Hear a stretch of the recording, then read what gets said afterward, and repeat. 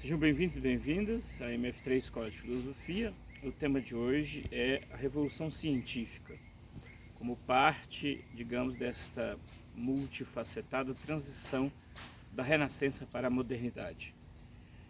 Hoje, 15 de outubro, faço aqui lembrança do dia do professor, o dia que elegemos para fazer memória a estes profissionais. Um grande abraço a todos os colegas. O nosso tema, Revolução Científica, ele está dentro de um grande período de transição que nós chamamos aqui viemos chamando de Renascença. Esse momento também tem um chamado de filosofia moderna, eu tenho incluído na filosofia moderna, porque eu julgo que é fundamental compreendermos a ligação mais direta com um conjunto de coisas dentro da filosofia, digamos que chega mais aos nossos dias como sendo apenas aquela parte, a filosofia moderna. Me dediquei, portanto, a vários autores e etc., exatamente falando desta transição para a filosofia moderna, para o início da filosofia moderna. Aqui, a Revolução Científica, para os historiadores, vai entre 1543 a 1687. Portanto, se nós formos observarmos aqui, existirão outros temas acontecendo em conjunto com esses autores, mas que fazendo parte dessa multifacetada modificação na forma de produção de conhecimento. As datas como referência seria de 1543, que foi a publicação da obra de Copérnico, Revolutionibus, ou seria a Revolução de Copérnico, e depois a Filosofia Natural, Filosofia Naturalis Principia Mathematica, aqui em latim, de Isaac Newton.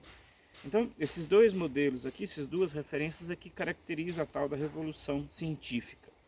Neste período também, nós vamos ter aqui, se podemos falar de Copérnico, Kepler, Galileu, nós podemos falar no âmbito mais filosófico, alguns preferem, falar de Bacon, por exemplo, Francis Bacon e René Descartes. Também nesse período aqui de transição, que nós estamos finalmente chegando em nomes mais assim consensuais de que seriam modernos, como René Descartes.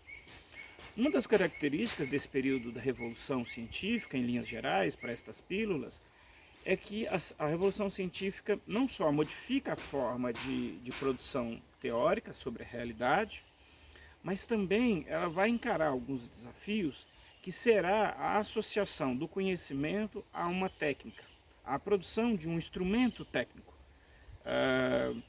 E nesse período de transição, antes da gente pensar na ciência como a gente pensa hoje, nós vamos ter muito a ideia de magia e de hermetismo em autores que fazem parte dessa transição.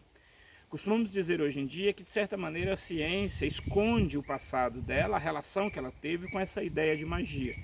Ou seja, o desejo de interferência no real, ele tem na tradição mágica o seu precursor do que seria ciências contemporâneas, por assim dizer. Então eu vou ainda tematizar alguns autores nesse período, falando de Revolução Científica, que tudo, na verdade, é ao mesmo tempo transição e já ao mesmo tempo o que é a filosofia moderna. Não só a filosofia moderna, mas as ciências modernas que surgem exatamente nesse período de fronteira, onde filosofia e ciência caminham muito próximas, não se distinguindo como hoje, aparentemente, nós achamos que existe uma grande distinção entre filosofia e ciência.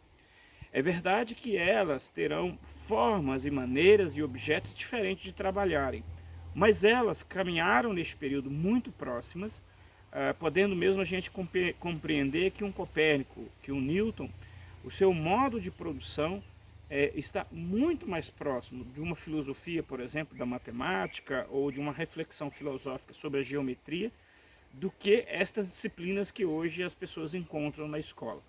E isso é tudo muito recente, portanto, considerando a história do pensamento humano, não tem mais do que 500 anos. Enfim, muito obrigado mais uma vez por sua atenção e até um próximo vídeo aula nestas pílulas de filosofia.